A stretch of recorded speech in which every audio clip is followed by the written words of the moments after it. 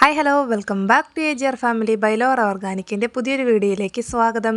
ഈ ഒരു ചുവന്ന എണ്ണയാണ് കേട്ടോ നമ്മളിന്ന് റെഡിയാക്കാനായിട്ട് പോകുന്നത്. വെറും രണ്ട് ഇൻഗ്രീഡിയൻസ് മാത്രം മതി, സിമ്പിളായിട്ട് നമുക്ക് ചെയ്തെടുക്കാം കേട്ടോ. തമ്പിനയിൽ കണ്ടപ്പോൾ തന്നെ മനസ്സിലായി കാണും എന്ത് ഓയിലാണെന്നുള്ളത്. മിക്കവരും ട്രൈ ചെയ്ത് നോക്കിയിട്ടുള്ളവരായിരിക്കും, എങ്കിലും ട്രൈ ചെയ്ത് നോക്കാത്ത കൂട്ടുകാരൊക്കെ ഉണ്ടെങ്കിൽ ഒന്ന് നോക്കണേ. അപ്പോൾ ഇത് നമ്മൾ ഇന്ന് ചെയ്യാൻ പോകുന്നത് തേക്കിൻ്റെ ഇല വെച്ചിട്ടുള്ള ഓയിലാണ് കേട്ടോ. അപ്പോൾ ഇത് നമ്മൾ തേക്കിൻ്റെ കൂമ്പല ഉണ്ടല്ലോ, അതാണ് പറിച്ചെടുക്കുന്നത്. ഈ ഒരു തേക്കിൻ്റെ ഇല ഒരു നൊസ്റ്റ് ഐറ്റം കൂടിയാണ്, മിക്കവരും ചെയ്തിട്ടൊക്കെ ഉള്ളതായിരിക്കാം. ഇതിൻ്റെ കൂമ്പലൊക്കെ പറിച്ചിട്ട് നമ്മൾ ഉള്ളം കയ്യിൽ ഇങ്ങനെ തേക്കുമ്പോൾ ചുവന്ന കളറിൽ കാണാൻ പറ്റും. അപ്പോൾ എന്തായാലും നമ്മൾ തേക്കിൻ്റെ ഇല വളരെ കുറച്ച് ഇങ്ങനെ പറിച്ചെടുത്തിട്ടുണ്ട്. അതിൻ്റെ ഒരു കൂമ്പലും അതുപോലെ തന്നെ ആ കൂമ്പിന് തൊട്ട് മുന്നേ വരുന്ന ഇലയൊക്കെ ഉണ്ടല്ലോ, ആ ഒരു ടൈപ്പ് ഇലയാണ് കേട്ടോ പറിച്ചെടുത്തിരിക്കുന്നത്. എന്നിട്ട് നന്നായിട്ടൊന്ന് കഴുകിയതിന് ശേഷം അതിൻ്റെ വെള്ളമൊക്കെ ഒന്ന് ഇതുപോലെ ഒരു ടിഷ്യൂ പേപ്പർ ഉപയോഗിച്ച് തുടച്ച് മാറ്റുന്നുണ്ട് കേട്ടോ, അല്ലെങ്കിൽ നമ്മൾ എണ്ണ കാച്ചുമ്പോൾ പൊട്ടിത്തെറിക്കാനായിട്ട് ചാൻസ് ഉണ്ട്. അപ്പോൾ ആ ഒരു ഇലയിലെ വെള്ളം മുഴുവനായിട്ടും ഇതുപോലെ നമ്മൾ തുടച്ചെടുത്തിട്ടുണ്ട്. വളരെ ചെറിയ ക്വാണ്ടിറ്റിയിലാണ് കേട്ടോ ചെയ്യുന്നത്. വീണ്ടും നമ്മുടെ ആ ഒരു തേക്കിൻ്റെ ഇല ഇതുപോലെ ചെറിയ ചെറിയ പീസുകളാക്കി മുറിച്ചെടുത്തിട്ടുണ്ട് കേട്ടോ.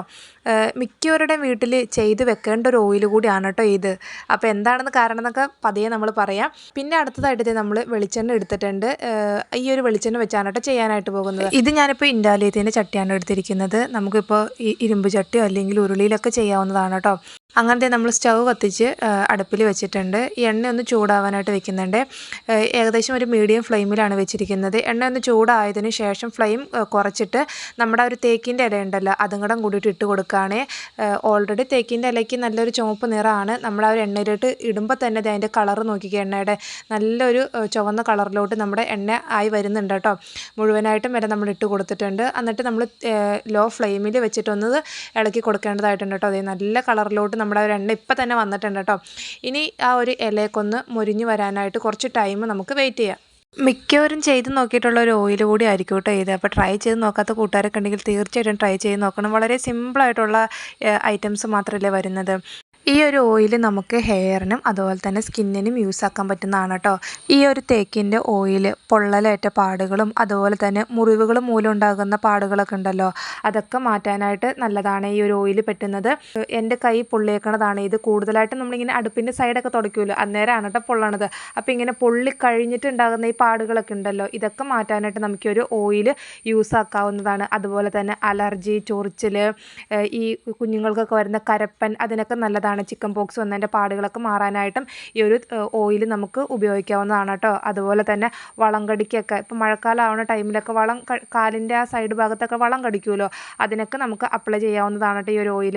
ഇനി നമ്മൾ ഹെയറിൽ അപ്ലൈ ചെയ്യുന്നതിനുള്ള ഗുണങ്ങൾ എന്താണെന്ന് വെച്ച് കഴിഞ്ഞാൽ താരനൊക്കെ റെഡ്യൂസ് ചെയ്യാനും അതുപോലെ തന്നെ മുടി കൊഴിച്ചിലൊക്കെ തടയാനൊക്കെ ആയിട്ടും ഈ ഒരു തേക്കിൻ്റെ ഓയിൽ ഉപയോഗിക്കാവുന്നതാണ്. അങ്ങനത്തെ നമ്മുടെ തേക്കിൻ്റെ ഓയിൽ ഇവിടെ റെഡി ആയിട്ടുണ്ട്. അതിലേക്ക് നന്നായിട്ട് മൊരിഞ്ഞ് വന്നിട്ടുണ്ട്. കരിഞ്ഞു പോകരുത് കേട്ടോ. ഇനി നമ്മളിത് സ്റ്റൗ ഓഫ് ചെയ്യുകയാണ്. ഓഫ് ചെയ്തതിന് ശേഷം എണ്ണയൊക്കെ ചൂടാറിയതിന് ശേഷം നമുക്കൊരു അരിപ്പയിലോ അല്ലെങ്കിൽ ഒരു കോട്ടൺ തുണിയിലൊക്കെ അരിച്ച് ഈ ഒരു ഓയിൽ എടുക്കാവുന്നതാണ് കേട്ടോ. അപ്പോൾ ഇതൊന്ന് ചൂടാറിയതിന് ശേഷം കാണിച്ചു തരാം കേട്ടോ. അങ്ങനത്തെ നമ്മുടെ തേക്കിൻ്റെ ഓയിൽ ചൂടൊക്കെ ആറി വന്നിട്ടുണ്ട്. ഇതാണ് കേട്ടോ നമ്മുടെ ആ ഒരു ഓയിലിൻ്റെ കളർ വരുന്നത്. വീഡിയോയിൽ കാണുമ്പോഴും നേരിട്ട് കാണുമ്പോഴും കളറിൽ ചെറിയൊരു വ്യത്യാസമുണ്ട്. നല്ലൊരു ചുവന്ന കളറിലാണ് കേട്ടോ നമ്മുടെ ആ ഒരു ഓയിൽ നമുക്ക് കിട്ടിയിരിക്കുന്നത്. എന്നിട്ട് ഞാനിതുപോലൊരു അരിപ്പയിൽ ഇങ്ങനെ അരിച്ചെടുക്കുന്നുണ്ട്. എന്നിട്ട് നല്ലൊരു ബോട്ടിലൊക്കെ ആക്കിയിട്ട് നമുക്കിത് സൂക്ഷിച്ച് വെക്കാവുന്നതാണ് കേട്ടോ.